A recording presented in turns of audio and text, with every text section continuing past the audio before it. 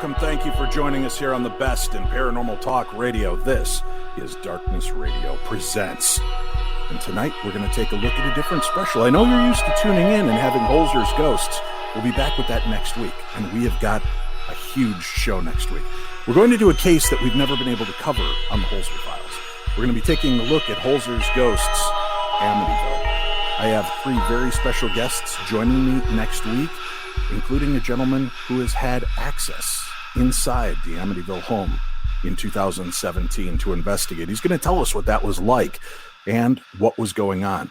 Are there still specters haunting Amityville? We'll find out about that next week. Make sure that you tune in and check it out. Same bat time, same bat channel right here. You'll be able to check us out every week on Thursday nights. Tonight, though, I wanted to take you on a slightly different journey, but with a familiar face. Somebody that you all know and love will be joining us in just a few moments.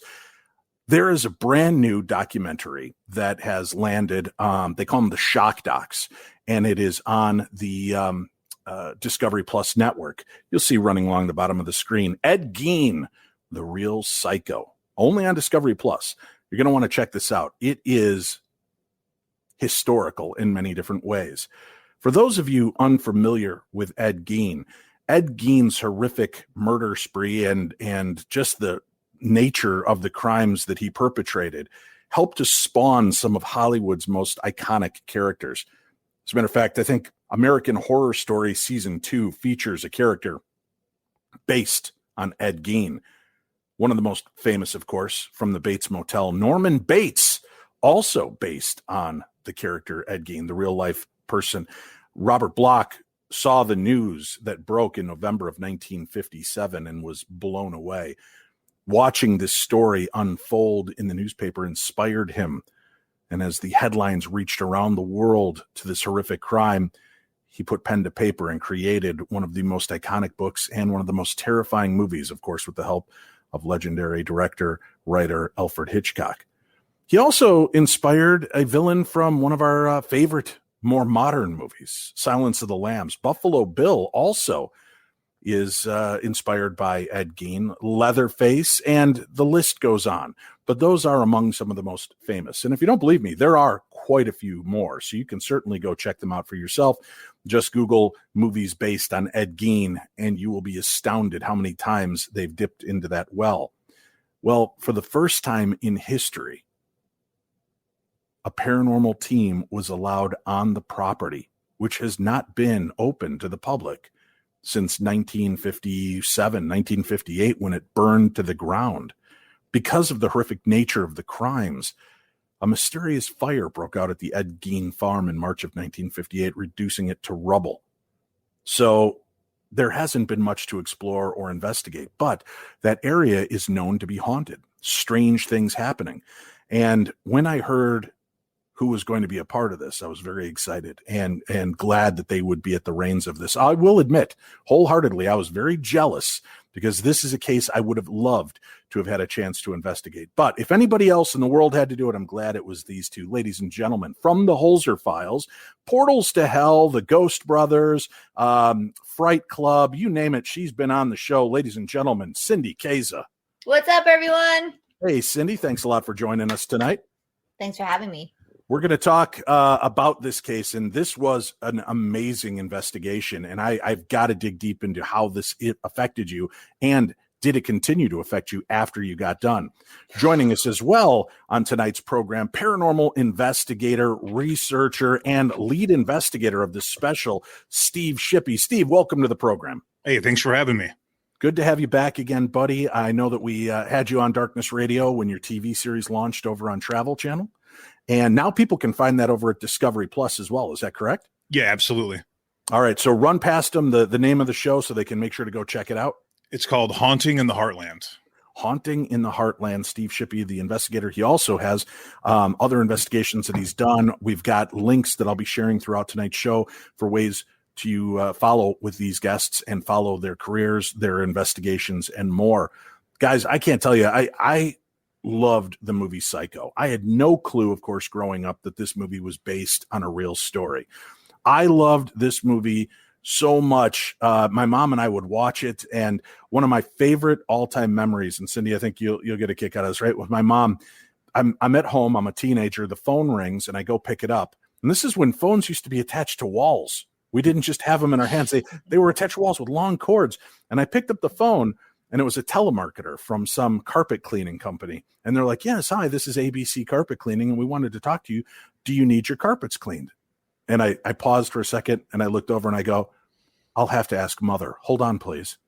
And then I pulled the phone away, and I go, Mother, it's a phone call. Oh, God, Mother, blood, Mother, what have you done? And then I went back to the phone. I go, yes, we're going to need your services. And they click it and hang up. That was one, and my mom was in tears laughing through this entire thing. I absolutely enjoyed it. She loved watching these movies with me. But I remember when I was about 16, she had the book that detailed the account of Ed Gein. And I picked it up and started reading it. I don't think I put that book down. It was so intriguing and terrifying. I got to know, guys, and I don't know which one of you can answer this one first, so I'll just kind of throw it in the air. How did you get access to the Ed Gein farm in Plainfield, Wisconsin?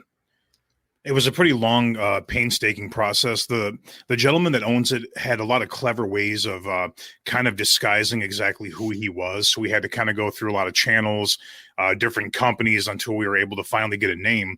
And even then, it was pretty clear he'd been probably contacted numerous times and didn't really want to give anybody access. So we had to really explain, who we were, what our intentions were. He made it clear the things that could and could not happen.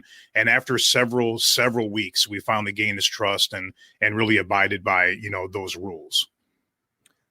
When you hear that this guy's willing to open the doors and give you this opportunity to investigate this property, did you ask him why purchase that property and kind of keep it open and almost in the pristine state it was left in 1958?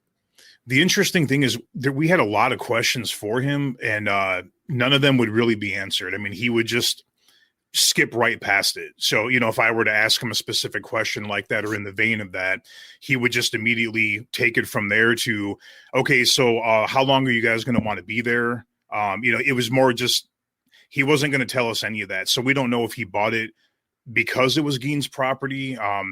Couldn't really get a read on him, to be honest with you, at all. Well, Cindy, working with you on Holzer Files and watching on other programs, you went the full Monty on this documentary. You did automatic writing, you did remote viewing, you did psychometry, and to start this special off with you guys arriving at the location, again keeping you blind for why you're there and what you're there to experience, you start to psychometrize the area itself. Were you feeling, even just outside those gates, were you feeling any kind of sense coming from that property? Well, before I even went to the location, I was stopping. I don't know where I stopped and got this. At some store, there was a Blessed Mother necklace, and I'm not even a practicing Catholic. I come from a Catholic family, but I was like, gosh, I really think I need to buy this and then put it on. So I wore that necklace to the farm, and I even said that. I said, typically I don't do this, but I felt compelled to do it. It's like maybe it was my dead grandmother trying to help me out. Who knows, right? But I knew that we were definitely walking into something really, really dark. And everybody, knows Ed Gein. I didn't know all of the details, but I mean, even so, I knew I was getting myself into something that I probably, I wouldn't say I normally wouldn't do it. I normally don't have exposure to that sort of a case. I guess that's better put. It's such a rare case, right? What went on that land and the things that he did. I mean, it's one of a kind. I've had people question, especially your work on Holzer Files, and now with this, people had asked this same question to me when they realized we were going to do the show this evening. And they said, how does Cindy know she's picking up the energy and the story of the property, and she's not picking up the energy from you or Steve Shippy, who are aware of the story? Oh. How do you discern between where you're getting your information from, or does it not matter? It's just the fact that you're picking it up. Yeah. So here's the thing, like psychic mediums, or when I teach mediumship, people like to break things down. That's psychic, that's mediumship, that's this, that's that. Right. Okay. So I generally know when I'm feeling a psychic imprint, it feels different. When I'm going to the spirit world, the vibration of that feels different than when I'm picking up on a memory or an imprint. But if you really think about it, at the end of the day, does it really even matter so long as you're getting information to help the case? But it does matter when you're dealing with an active, intelligent spirit. Because a memory, while it can harm you, I guess, psychologically, an intelligent spirit that's aggressive can harm you in the moment. But there's an energetic feeling that's associated with the different layers or levels or whatever on the other side. And over time, when you work in this field, more often, and you have more exposure to different kinds of cases and different spirits, you learn to differentiate. But what's tricky about a case like this is when you're walking into something that's really dark like that, you can be fooled into thinking you're dealing with something different than what you're actually dealing with. So I've had experiences where I felt that I was dealing with a spirit that, it's not too bad, when it actually was a lot worse than what I felt initially. So you always run the risk as a psychic medium when you open yourself up, to that degree, especially with automatic writing. And I just want to say this. I don't know that people really understand how much more open I feel when I'm doing automatic writing than when I'm doing, clairvoyant mediumship or clairaudient mediumship, because I'm literally allowing the spirit to channel through me onto the paper, and you're really exposed and vulnerable in those moments. Steve, as an investigator, we've gotten called into many different locations around the world that have these strange claims. Very few have such a dark history. And for listeners that are still not up to par, when Ed Gein was arrested in November 1957 after a prominent townsperson, Bernice Warden, went missing from her hardware store, they found her decapitated, hanging upside down and gutted, for lack of a better term. Then they discovered the House of Horrors. He had murdered 2 people for certain, and had desecrated up to 9 bodies that he had dug up out of the ground, and had created everything from a belt made of the breasts of the women with the nipples surrounding the belt to upholstering chairs in human flesh, lampshades. He would take the skulls and turn them into bowls that he would eat chowder and chili from. This guy was, to say disturbed seems like it's still too dismissive, not nearly getting into the true vibe of this. But when you and I go into a case like this and there's this dark thread, how do you keep in check your expectations from the real experience of being there? When you're going to go see a scary movie, you're kind of jumping and twitching throughout the entire thing, waiting for something to jump out at you, right? I've found that I've had that feeling with Cindy when we've been on location for Holzer Files. And I try to center, but how do you go about, especially with something with this type of gravitas, how do you repose yourself and just allow the moment to happen as opposed to your mind leading you down any of these paths? It's definitely an excellent question, a perfect way to ask that. I mean, for me, it's kind of like that, more of a journalistic lens, being a documentarian. Of course, like you said, you have those expectations. You're going into that case thinking about everything that the gravity of it, how infamous the case was, but you don't really know what kind of activity you're going to get, if any at all. You just never know. So basically, I just try to have that journalistic lens, kind of seeing it, that separation through the camera, and that's kind of more of my mind frame. Well, I've got to guess. I know, Cindy, you picked up on, you believe that there were other bodies there, perhaps under mounds. And if I live in Minnesota, Wisconsin is our neighbor. We have mounds here. I know there are mounds throughout Wisconsin where Native Americans were buried, and those areas cannot be disturbed.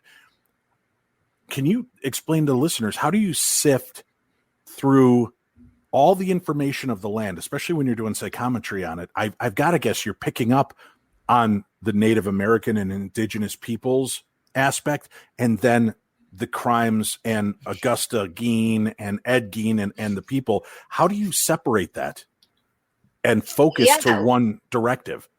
Right. So, I mean, Is there going to be an extended cut, Shippy? I mean, hey, watch the extended cut. That's where I'll leave it, because there were things that didn't make it into the final cut. I'll leave it at that. I really don't know how much I'm supposed to disclose. But there were things that were picked up on that weren't, just didn't make it into the final cut. So I will say I was able to distinguish between some of those things. But what happens is when I'm psychometrizing the land, depending on how the information is coming in, I have to really. Oh, the spirits are at play. Cindy Kaza frozen. There you go. We lost you for a second. Wait, am I back? Sorry. Yes, you're here.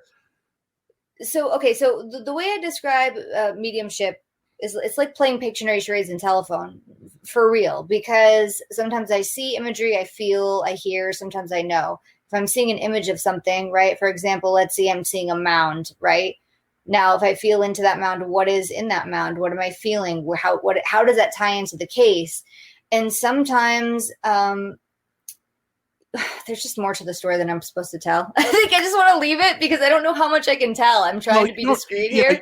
You don't have to tell me about the specifics. And I understand for people that don't know, listen, doing the Holzer Files, every episode could be about ancient Indian burial grounds because we were on the Native American land. Right. It, right. That was it. So we know that. And sometimes we legitimately have to sidestep that because there are other aspects of the haunting that we're trying to focus on. So is it ever hard when you're discerning there's bodies under mound? Are they showing themselves to you? Are you hearing that it's tied to Gein, or are you just picking up on that sensation? Well, no, in that moment, I just knew. So I was seeing, I knew there was a mound, I was hearing, I was feeling. But here's the thing, regardless of the mounds and all that stuff, well, no, with the mounds, not even regardless of, I do believe Ed Gein had more victims than what they discovered. And I do believe that there are more body parts or bodies on that land. That I stand firm in my belief there. And then there's another aspect that hopefully is in the extended cut. Yeah. Steve, there's so many different versions of this story. I remember hearing that, that Ed would make meat and sausage and he would give them to neighbors saying it was venison. Do we know, is there any truth to that rumor? Was there ever any of that we were able to discern as real or not? After we went through all the reports and everything, we couldn't find anything like that, but it did come up often where they would ask Ed, kind of during the interrogations and even after the fact, when he was in the institution, were you eating these corpses? Were you committing cannibalism? Did you provide, meat from human beings to other people? And he would either deny it or just not answer it, depending on the day. Wow. That's pretty telling in itself. Yeah. Now, I understand as well that what's kind of frustrating to law enforcement at that time was that he had kind of not played his cards very close to the vest. He was kind of loosey-goosey and friends with kids in the neighborhood and such. And there was a report that some of the kids actually got in or had seen inside his home and saw the skull bowls. And they brought it up to people and they thought it was maybe just Halloween decorations or things, right? Yeah, we saw the same things in the report, that there were some people that actually saw these things and he just kind of dismissed them away and nobody really thought much of it, which is kind of amazing that it didn't go to the authorities at some point, Well, and this guy, albeit odd, and it's really easy after the fact to say, oh, he was a strange guy. But when they arrested Ed, he was at a neighbor's house having dinner. So he was friendly and accepted. He did a lot of handyman work and was just kind of the town oddball, but he was still kind of embraced by the community. Is that a fair way to state that? Yeah. In fact, we did see, I did read in some of the reports that he would actually babysit for some of the locals. That's how trusted this individual was. Mm-hmm. Wow. Jeez. Now, you guys had a chance to investigate multiple locations throughout this. You of course, visited the farmstead where the house burned to the ground. You visited the former site of the jail where Ed Gein was held. You visited Warden's hardware store, and you seem to be picking up elements everywhere. Now, Cindy, as a medium and a psychic, is Ed following you two, giving you breadcrumbs, or are fragments of this man's personality left there because of the heinous acts that he did in each location and his own psychological effects at the jail? What can you tell us about that? Well, it's kind of all of the above. Like, here's the deal, right? When you die, it's not as if you can only be stuck in one location. So there's a great book called Dying to Be Me, written by this woman, Anita Moorjani. I'm just going to give you a little bit of a background because I think it'll help me explain this. Anita Moorjani had a near-death experience. She obviously came back to write this book, and what she talks about during that experience is being able to be at 5 different places simultaneously. Then she comes back to accurately describe what each person in her family was doing during those moments. They were nowhere near one another, and also able to talk about what the doctors were doing during that time. So I really believe that the presence of a spirit can be in multiple places simultaneously. So, for example, when we're at the hardware store and I'm tapping into Ed Gein, well, Ed Gein can be there and also be at the farm at the same exact time. I'll also be at the cemetery, right? Like we try very hard as human beings in this dimension to explain the possibilities on the other side, but I really don't think we have the words to do so. And I don't think we can fully comprehend it. It's ineffable, right? Like we can't fully comprehend it. So I think that there's that part of it. And then there's also the psychic imprinting left behind at a location where murder happened. So that can create its own force and its own energy. And as a psychic medium, I can be affected by all of those different aspects of a haunting. And sometimes when people walk into a location and they don't understand how to differentiate between psychic imprinting and paranormal activity or I guess feeling a spirit, they might think that the psychic imprinting is actually a spirit when it's not. See where I'm going? Yeah, I'm with you. Yeah. This case was so unusual for many different reasons. And Steve, I'm curious, you go there expecting maybe to come upon Ed Gein or his victims. Were you surprised to come across Augusta Gein still there?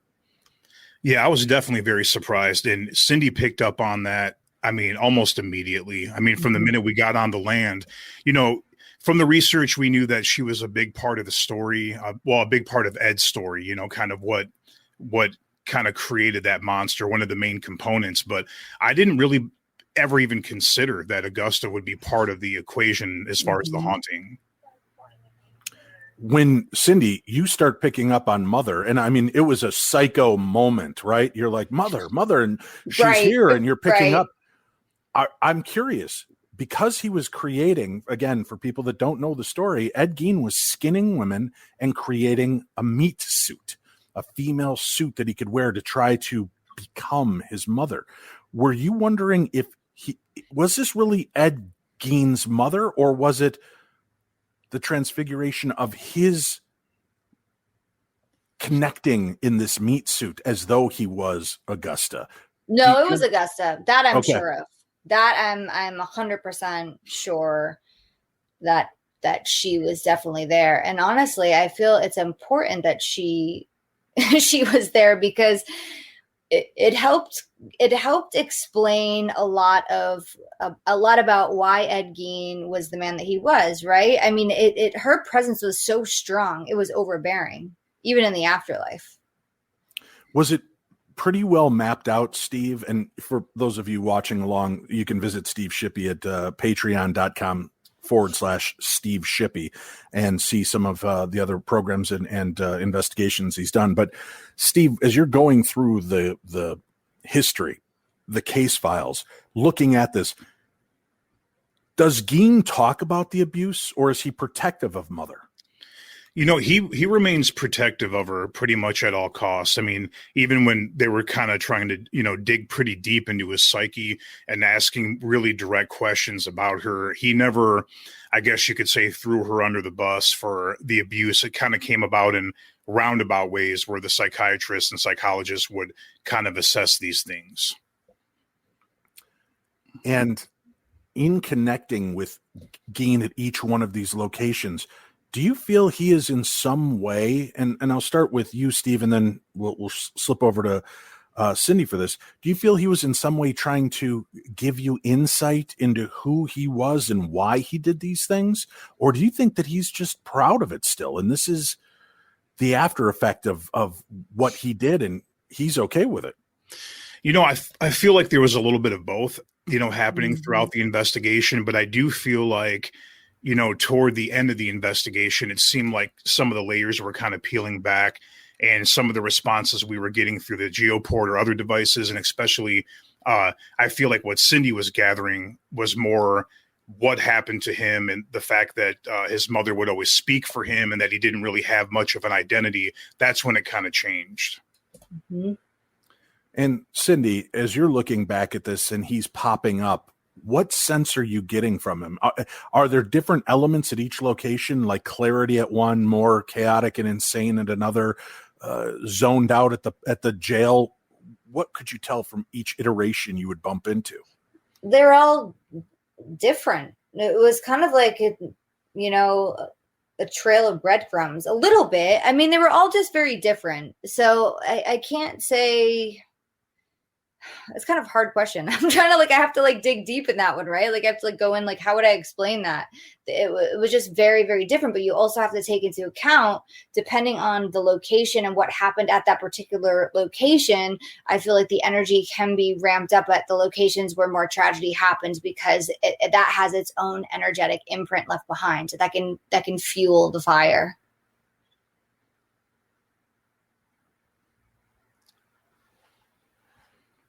Dave, we can't hear you. Can you hear Dave? Shippy? Are we okay now? There, yeah. Mm-hmm.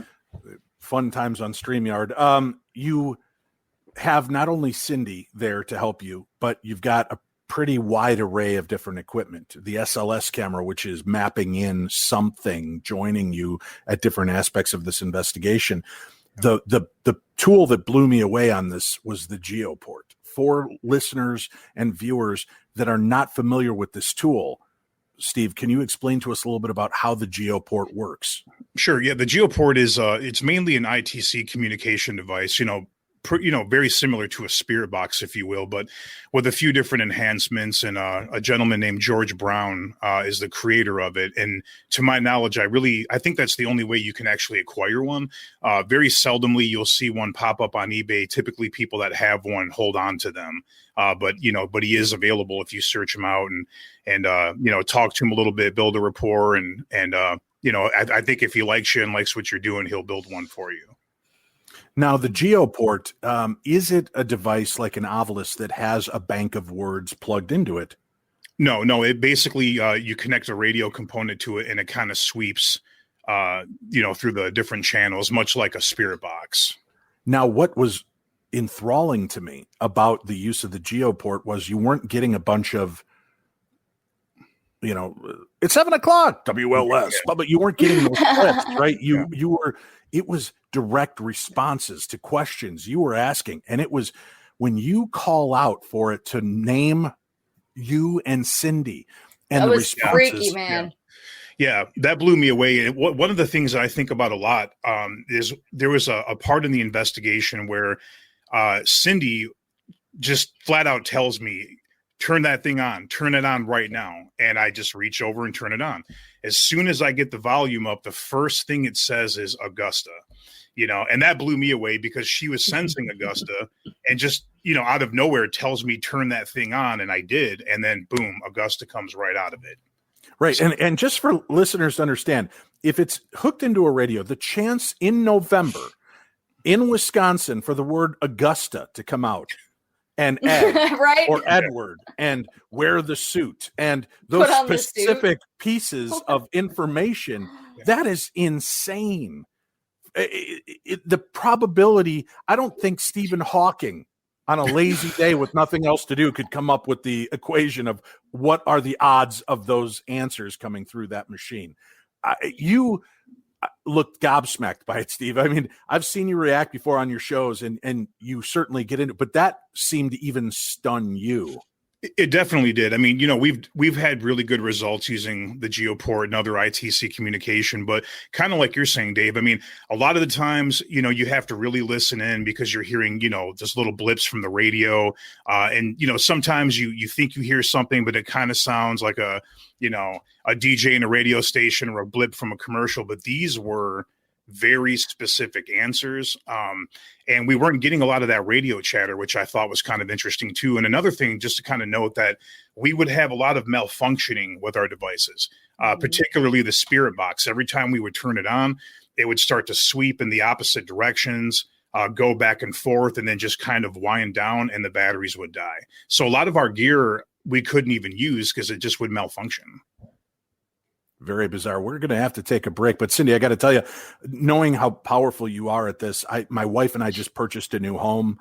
And she asked me if I showed you a picture, if you could psychometrize it. Just looking at this house, does it look like I might be in trouble owning this?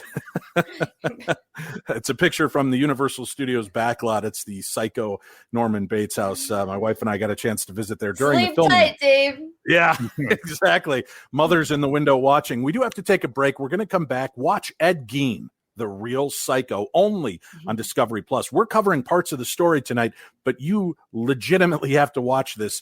I would say, honestly, not just because one of my dearest friends is a part of the show, but because Cindy is too. I'm kidding. But it is one of the best paranormal documentaries I've had a chance to see. And the evidence is off the charts. Amazing. So check out Ed Gein, The Real Psycho, only on Discovery Plus. Stay tuned. We'll be back with more of the best in paranormal talk radio. I'm Dave Schrader, and this is Darkness Radio.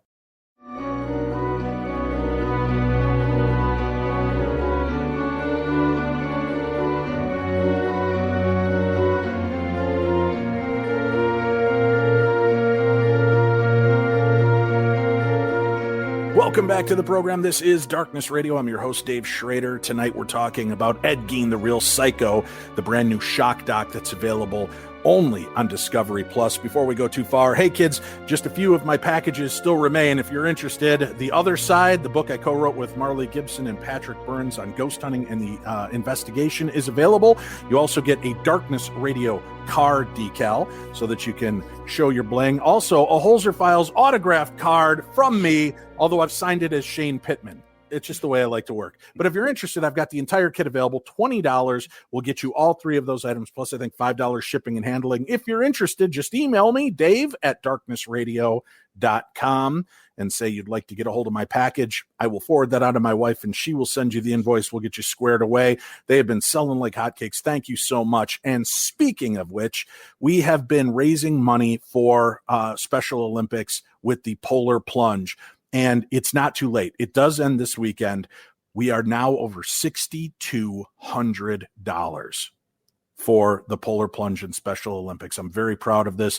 The listeners of Darkness Radio stepped up big. Our friend Chris Jericho from AEW donated $1,000. I auctioned off 2 haunted dolls that I used on the Queen Mary episode, and the total for both of those came a little bit over $1,100 for those 2 haunted dolls.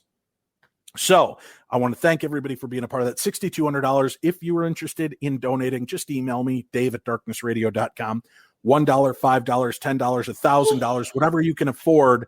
I will send you the link. Go make that donation before this weekend so that way we can send the money over to Special Olympics. It goes a long way to help these Special Olympians with their training, their uniforms, travel expenses, and more. So again, thank you to all the big-hearted people around the world that have helped us out with that. It means more than you could possibly know.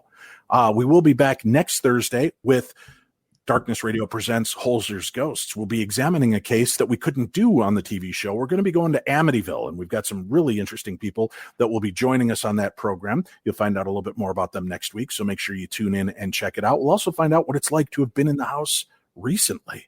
Is a haunting still going on? Tune in next week to find out. All right, we're talking about Ed Gein, The Real Psycho, only on Discovery Plus. You can find it now. If you are still on the fence, go try the 7-day free trial. Watch it, binge watch the Holzer Files, binge watch Haunting in the Heartland, Steve Shippy show, and make sure you check out Ed Gein, The Real Psycho. You guys are going to love it. You'll see why the value is there. But try the free 7-day trial first. And if you're not completely satisfied, Steve Shippy will send you a tooth from the It's ground. like an infomercial. I feel like I'm on an infomercial right now. If you're not completely satisfied. And that's not all. If you order today, but honestly, just go check it out and try it out for yourself. Guys, I'm not kidding you. This is one of the best paranormal documentaries I've had a chance to see. Now, let's talk about Tom Dreyer. This part of the story, I don't want to get into too deeply because I want there to still be some elements of holy shit when people watch this special. But Tom Dreyer had purchased a few items in auction. I won't tell you what those items were, but you went there, Cindy, you psychometrized a table that was covered with 2 blankets, so you could not see what was there. Right. And you picked up immediately on the things that were underneath that blanket. I want to lead one piece in. Can I interrupt you? Can I say one thing? Stiffy, Stiffy, Shippy. I think I can. Good old Sheev Stippy. No, I think I can tell this part leading into this, right? So we're going to, his house, and I don't know what's under those blankets. I have no idea. But the night before that, which this part didn't make it into the cut, but I think it's okay that I share this. I was seeing deer head all around me. I'm like, God, I keep seeing all these deer heads like staring at me. What is this? So we get to his house and he literally has like 6 or 7 deer heads around the house. And I was like, that's wild. Like, this is so weird. So we walked in there and I was like, oh, I know we're walking into something really messed up. Yeah. So when you start tuning into what's there and then Tom drops the bombshells on you, Steve, I know working with Cindy, I feel like an overprotective dad because I don't want something dark attaching to her. I don't want something overwhelming her. And then to hear the effects of owning these objects, and now Cindy's touching and kind of pulling in that energy. What's going through your mind at that time? Well, Cindy and I definitely had some different, conversations out there about being super careful. And I know, she's super aware of all the ramifications, I guess you could say, but also let me know that she's very protected in her own way. And so, listening to Tom Dreyer's statements and even really just the sense in the house, I mean, it felt very ominous there, and we definitely did urge him, off camera, I guess you could say, when we were, done with the investigation to really consider getting rid of those items, not to another individual, but perhaps just, maybe eliminating them in one way or another. Throwing him into a volcano, maybe that would be a good plan. Yeah, definitely. But I mean, anytime that Cindy and I felt things were getting a little too deep, we would immediately say, okay, well, we've done enough here. We've established what we needed to establish, and let's just, leave it be for now. Cindy, when you are in contact with something, and that part of the story is very dark, it is insanely dark and heartbreaking. Do you go back that night? Are you just contained with that ick that from where you've been and knowing the darkness that surrounds those items?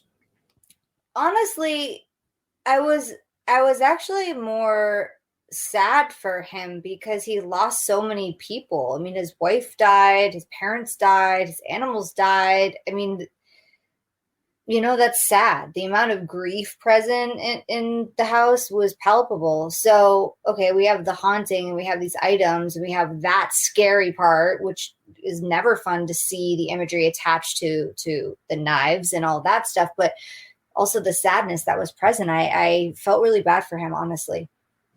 Steve, do you take away a residual effect from visiting a location like that where there's that much sadness, darkness, and death surrounding it? I mean, not being necessarily a psychic medium, paranormal investigators, when we're steeped in this so often, we start to become more sensitive to this. How do you clear yourself and not have it affect you once you leave? Well, I mean, it can definitely be difficult. In this case with Tom Dreyer, I mean, you could really see, the effect that this was having on him, just even on his face, you could see it, especially when he's telling these stories. But, I try to focus on what's the end goal? Are we doing good with this investigation? Are we helping out in some type of way. And I just kind of look at it as, even though you're absorbing, as you're saying, you're kind of absorbing all this, experiencing it, hearing about it through conducting all the interviews. Sometimes, sadly, even the communication with the spirit can make you really sad when you're hearing what happened to them or feeling that energy. But I feel like keeping your eye on the fact that you are doing something good, you are helping either the spirit that's haunting the location or the family, or trying to bring a resolve. I try to focus on that part of it as much as I can. Mm-hmm. Debbie pops in and says, poor Cindy, I was horrified. I can't even imagine what it was like for you. How long did it take you to decompress after being at each location that was so active?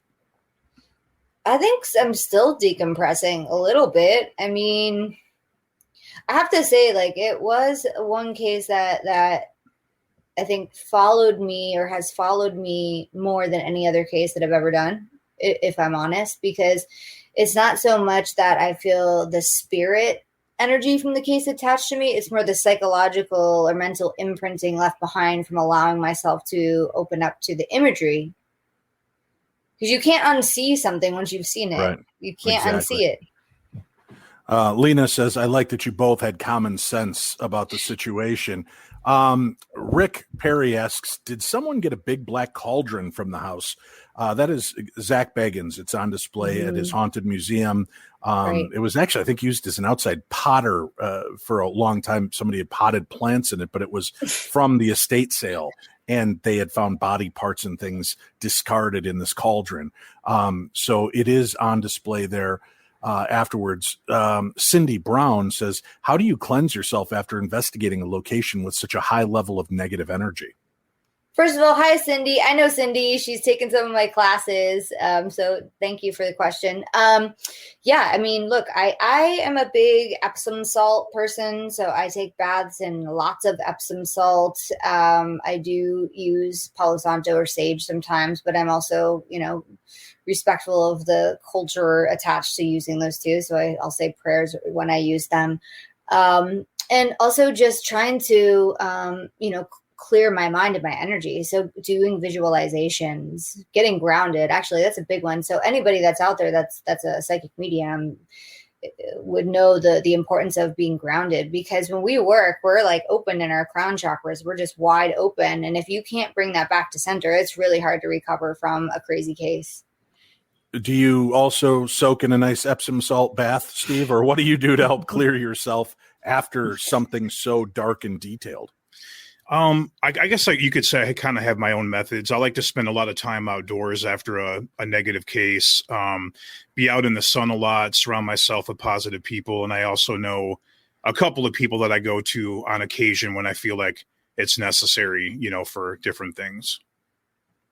Cindy Casper has a great question. So why keep the knife? When you know that you're not certain that this wave of negativity that's hit your life is there, why keep it? Do these possessed possessions begin to possess the possessors of them, Cindy? Boy, that was a lot of P's. But can these instruments start to influence the people that own them?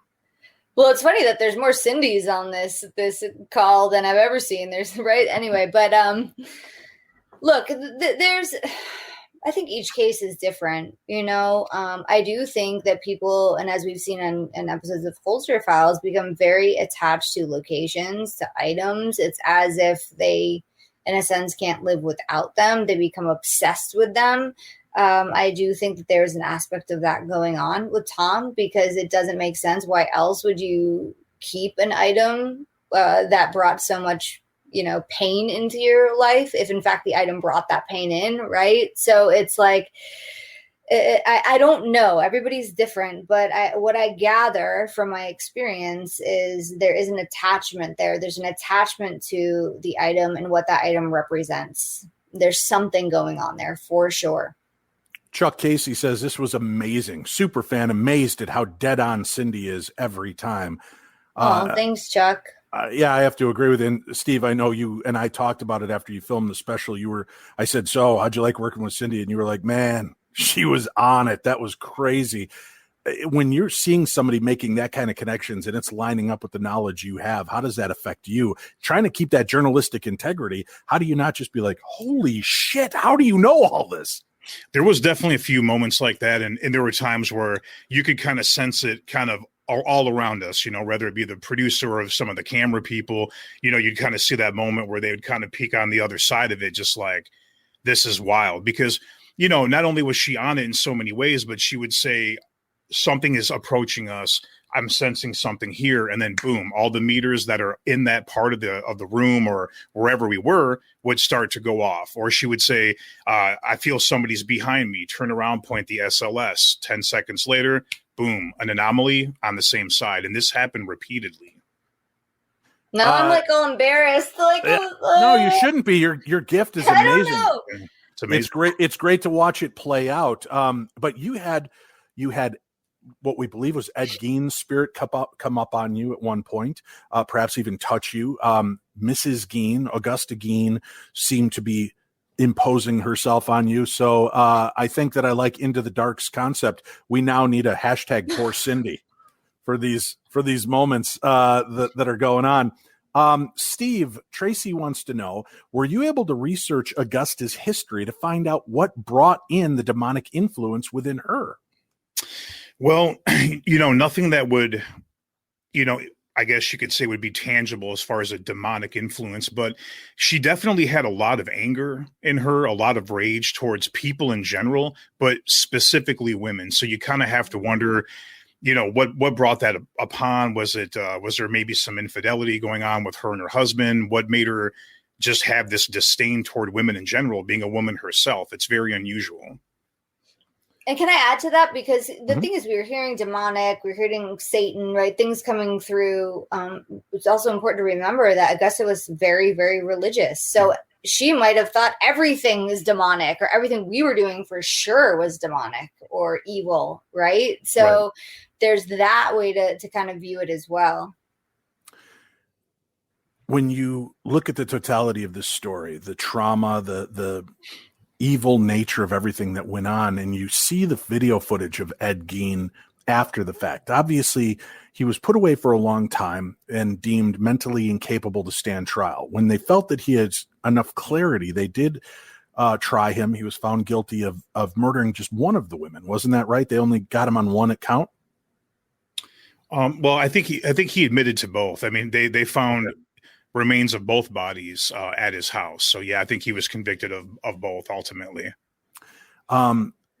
That's unbelievable. But he looks so calm and kind of, he doesn't look psycho, right? When you're talking to the guy in the news clips, was that kind of disturbing to you, Steve, to see that? Again, as a journalist, some of the, people have talked to Ted Bundy, John Wayne Gacy before they realized who he was and just how normal the guy really seemed. Yeah, definitely there's many sides of Gein. You would hear that often, and I think that was kind of the demeanor that he portrayed most of the time. But, then when you look at how he would be purposely deceitful in certain cases, and then sometimes he would be an open book. One thing that disturbed me quite a bit about Gein, looking into the case, when Mary Hogan was missing, of course, it's a small town, so that story just didn't end right away. And oftentimes she would come up in conversation, maybe at the local diner or whatever. And Gein would be there and he would say, I don't know why everyone's making such a big fuss. She's not, Mary Hogan's not missing. She's hanging out at my place, they and they would kind of think like, oh, okay, it's a weird sense of humor. But I wonder personally, was it a twisted sense of humor, kind of, getting off on the fact that he's kind of saying this but can get away with it, or was he just matter-of-factly saying it in some kind of bizarre way, just stating a fact? Right. And Irish Bale says, was Ed Gein influenced by something dark to become so evil? Do you believe that he was influenced after death by something demonic or by the spirit of his broken and twisted mother? Okay, so you're saying after his death? You're asking? No, not after his death. After his mother's death, what do you think influenced him? Was it his mother's spirit influencing him, or was there something more evil that took over Ed Gein? I guess, from my opinion, after all the research that, that we've done, everything I've heard, everything I've seen, I have a couple of different thoughts on that. One, we do think that something, how do I want to word that? We do think that there's something on the land itself, something that Right. goes back, far before the Geins ever inhabited that home. But at the same time, you're looking at a very rejected, broken human being that had issues upon issues, suffered a lot of abuse. I personally think he had multiple personalities. And so that's a very difficult question. I could totally see the basis for either one of those, or even honestly, some of both. Mm-hmm. Cindy, what's your take about that? I mean, I agree with Steve, and I think it's very important that we're careful with how we answer this question in general, because mental illness is real, and if somebody's mentally ill, does not make them evil. So, I mean, I handle this very with kids' gloves, because that is not what we're trying to put out there. I think that's an important thing to say. And he really was abused as a child. It's like the perfect storm of having obviously a genetic predisposition to mental illness because of his mother, then growing up in an environment with an absent alcoholic father, and then a mother who created trauma, and then all of these things, right? It's like like we were saying, it's the soup, right? It's the giant pot of soup that makes the whole case. And we do, and I with Steve, we do believe that there is something attached to the land that has been there for a very, very long time. So there's that aspect as well. But it's important to remember, right? If you're in a space where you're not like, look, I believe Ed would disassociate, right? There's some connection there to disassociating. And in that space of disassociation, it can leave an opening for other things to happen.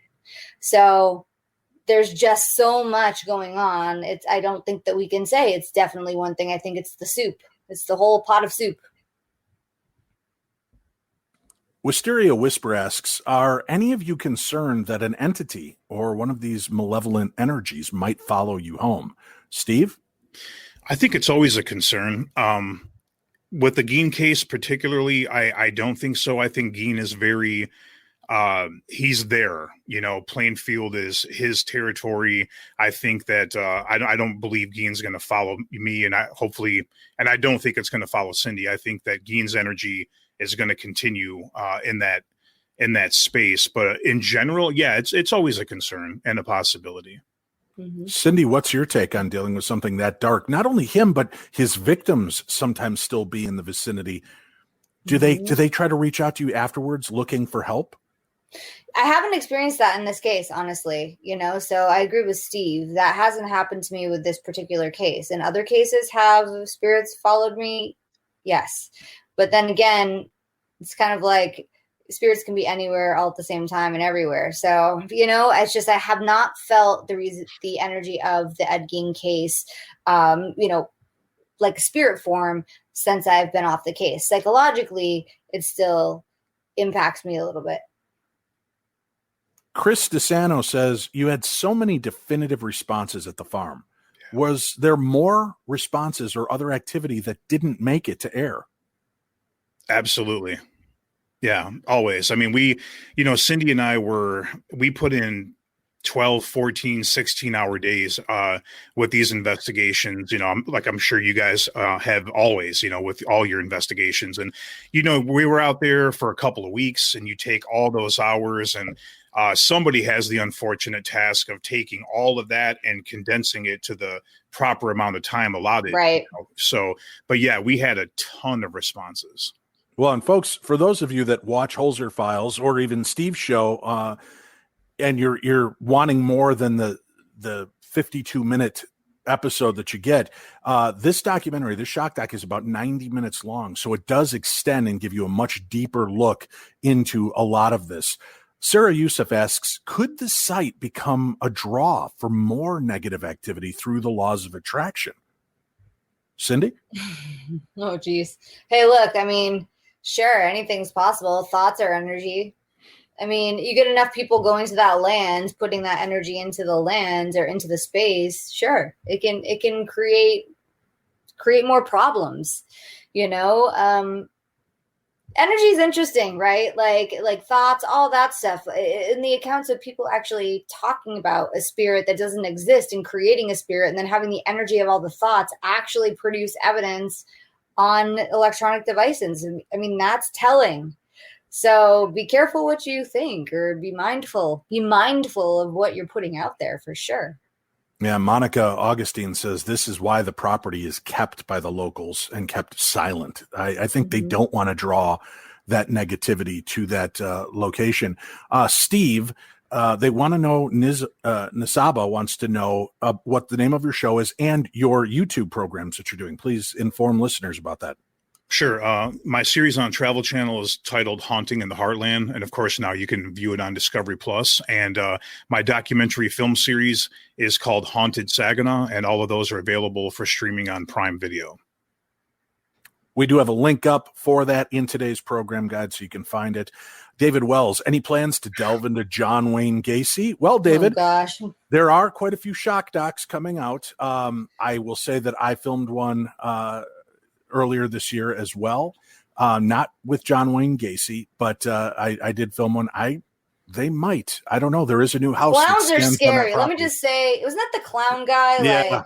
Yeah. I grew up in Chicago when that broke, and that absolutely terrified me. Just the whole concept. It's just so horrifying, every aspect of it. Into the Dark says, how long does it take to film a documentary like Ed Gein, The Real Psycho, or Holzer Files? Holzer Files, we filmed for 5 days, roughly 12 to 14 hours a day to get it pared down to the 50 minutes you watch on TV. For a 90-minute documentary, how long did it take you guys to film and get really deep into the subject? Well, the investigation, when Cindy and I were out there actively investigating, I think that was around 7 to 8 days consecutively. But I was out there for about 10 days prior to that, kind of just getting some B-roll, conducting some interviews, and doing a little bit of groundwork. And of course, months of, pre-pro as far as tracking down individuals, securing locations. So that was a lot of steps. Tony Brewski says, is there ever going to be a way to calm the spirit of Ed Gein down and allow him to move on? Or do you think he's going to linger there forever? I think slow down, you two. Slow down. No, but it's like my thoughts are like, well, that's up to him, right? Because there's this misconception that mediums can go and be like, I'm crossing you over, do as I say. And that's just not how it works. I mean, that's up to him. So yeah, I think he's staying. Yeah. There's one thing that, Cindy kept hitting on while we were out there, that, she sensed that Ed had some kind of unrest, that even though he is, basically buried right near his mother, he felt that he wasn't with her, that there was something wrong. So, and it does kind of make you wonder, because people were chipping away at his headstone. At one point, the whole stone was removed, stolen. It was recovered states away, brought back. And the story that we hear from a really reputable source out there in law enforcement, they had dug it up very deep and put the stone in the grave and then just poured cement in the whole thing. But then there was rumors that some people say they removed Gein from the cemetery at one point to an undisclosed location. I don't know that to be fact, but it's possible. And maybe that's what Cindy was picking up on, or some factor of that. Well, before we go to Wayne Cox's easily to answer question, I do want to bring up one quick point then. The 9 other bodies that were exhumed by Ed Gein, did they ever find out who those 9 people were? From what I understand, some of them definitely, but some of them they could not identify. And it's always been rumored that there were more victims, because some of the remains definitely more. Yeah. Wayne Cox asks a very important question that I think is so obvious to Steve Shippy and myself. Cindy Kaza, who's your favorite person to work with? I know the answer has got to be Jack Osborne. Shane. It's Shane. Shane. There you go. Hashtag Lucky Shane. I don't have a favorite. Everybody's different, right? Everybody brings something different to the table. I enjoy working with all different, mediums and investigators, and right, because we all bring something of our own to the table. So Yeah. Jesse asks, hey, Dave, are you ever going to come to Owatonna, Minnesota and investigate? I'll join. I've tried a few times. They've got the orphanage and a few of the other places out there that are haunted. And whenever I tried to connect, they were interested, but they didn't have time at those moments. So I'm hopefully going to be able to get in and check some of these other locations. But I do like to go up to the Palmer House, and I'm hoping that when COVID settles down and everybody's got their shots, Cindy and Shane and I will do a fun little Holzer Files event at the Palmer House in Minnesota and get out and do a little investigating. Let's see. We've got a couple more questions. Dan Watson, can Ed Gein's spirit or his mother's be moved on from this plane of existence? I think you answered that. It's up to their spirit, right? Free will? Right. Well, so here's the thing. The way I experience the spirit world, I can only speak based on my experience as a medium. Might not be one size fits all. That there are different layers on the other side. And then I'm going to say this. Time and space don't exist on the other side, so I'm now contradicting myself, but it's the only way I can explain it. So there are different layers on the other side, depending on the way you live your life here, what you have to work through, you're going to the layer you're going through. When people say earthbound spirits, my impression of an earthbound spirit is somebody who has passed away. They go to the fourth dimension, but it's so impressed upon the earthly dimension that they can't always tell, right, what's going on. They're so attached to earthly things. They have a really hard time moving. So as mediums, we can speak to them and encourage them or send them love or whatever we're going to do, but they ultimately have to make that decision on their own as a soul to progress to the next level or layer. So, I mean, it's not as simple as a medium going in or a paranormal investigator going in and yelling at a spirit to go away. It's not that simple. Right? Yeah. I don't even know how to read this name, so I'm just going to read the question. You got chased out of the cemetery. How often does that happen? I know some of the locations I've visited that we were just kind of going rogue, like Bachelor's Grove Cemetery in Illinois and a few other locations. They do frown upon you being there at night. Were you surprised to have the villagers arrive with their pitchforks and torches, Steve? I wasn't too surprised. I mean, we definitely had full permission to be there. The people that take care of the cemetery were well aware that we were going to be there. But it was a pretty intense moment, maybe a little more intense than what people were able to see. Totally. Yeah. And, so, we just wanted to kind of diffuse the situation, just let them know that we're here with good intentions. But at the same time, we can understand where you're coming from. Mm-hmm. And at the end of the day, if it meant that much to them that we not be there and it would just, I guess, make them feel that much better, we just took the high road and said, okay, you know what? That's fine. We understand. This is our point of view. This is why we are here. But we're going to go ahead and leave and, take care. Beautiful town. Thank you so much. But, things like that definitely happen throughout my years of investigating. We've had some pretty interesting encounters, especially when you're investigating in the middle of the night, and people are seeing flashlights, in an old home, mm-hmm. They call the police and say, hey, someone's breaking in that building over there. And then, you're just kind of investigating, doing your thing. And next thing you know, you have 7 police cars surrounding the building, and you have to kind of say, well, here's who I am. This is what I'm doing. And yes, I have permission. Then they want to ghost hunt with us. Cindy, from all the locations you've had a chance now to investigate on Portals to Hell and Ghost Brothers and Holzer Files, and now with this documentary, does this Ed Gein location stand out as one of the most terrifying locations for you yet? Definitely. Yeah, definitely. This investigation was the most terrifying investigation I've ever done in my career. So yeah, it takes the prize for scariest investigation, right? Because it's just so many things were happening that I'd never experienced before, and to hear all of the things coming out of the, excuse me for not knowing my equipment, the geoport, right? Like as a medium, it's like, how is this happening? I mean, I know it's happening. I'm right here as it's happening, but it's just so unbelievable. And I think the moment that all of it was scary, but the moment that really got me, and I know it came through that way on in the documentary, was when I was hearing the woman crying in my mind, the screams, and then it came through the geoport just loud and clear, like a wailing sound. It was terrifying. Yeah. Steve, how does the Ed Gein investigation rank in your book of creepy haunts? It's definitely at the top of the list for a lot of reasons. I mean, of course, you have the gravity of the case, Ed Gein, everything about the case. So that's already kind of in your mind and kind of creepy, soaking into your skin as you're walking on that land and everything you're doing. But the fact that we were getting all this activity, and I've never had audio communication like we received out there. I mean, it was nonstop to the point where the second we would turn on any ITC device whatsoever, Gein, Ed, Augusta, some vulgar things that didn't make it into the documentary. It was just shocking to me.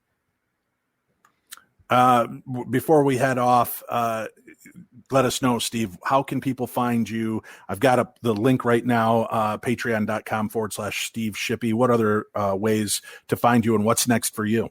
Sure. Of course, social media, you can just search my name on social media, and hauntedsaginaw.com, SAGINAW. And what's next for me, I'm getting ready to reopen one of my biggest cases as far as the Haunted Saginaw film series, and a couple of other things that we're trying to develop and just see where it goes. And Cindy, what's going on? I know you teach, you have got a lot going on out there, and you're in the field. How can people reach out to you, and what's the best way for them to take your classes and keep up to date? Yeah, so I do have a website, mediumcindykaza.com, but I will admit there's not a whole lot going on the website now because everything's closed for COVID. Normally I'm touring in my off time, but I'm not touring. But I am teaching a lot. I post all of my classes to my social media. You can find it at Medium Cindy Kaza on Instagram, Twitter, and Facebook. So if you're interested in studying mediumship, I'm teaching a workshop for beginners, colors of the aura. I'm doing live Zoom events where I do readings where I bring through members of your family from the other side, friends and family. I do that a few times a month. So if you're interested in attending any of those things, you can go to my Facebook page, Cindy Kaza, Instagram, Cindy Kaza, and Twitter, Cindy Kaza, and you'll find all of that information on there when I post classes. Excellent. And as always, you can listen to the best in paranormal talk radio every week on Darkness Radio. Just look at it wherever you listen to your podcasts, you'll find us there. And I made a mistake earlier when I said we'll be back next week, same bat time, same bat channel. We'll actually be starting an hour earlier because we have some East Coast guests who have day jobs and need to be up early the next morning. So we'll be starting next week at 6 p.m. Pacific, 8 p.m. Central, 9 p.m. Eastern, as we look into Holzer's Ghosts, Amityville. And we've got some great guests lined up. You are not going to want to miss that episode as well. Guys, I wish you a lot of luck with this documentary, the shock doc, Ed Gein, The Real Psycho, only on Discovery Plus. It was great catching up with you. Thank you guys for coming on and sharing Steve. some time. Thank you. Good to see you, Steve. Thanks, guys. See you next time. All right, folks, take care of yourselves, and remember to tune in next week for more of the best in paranormal talk radio. I'm Dave Schrader, and this is Darkness Radio.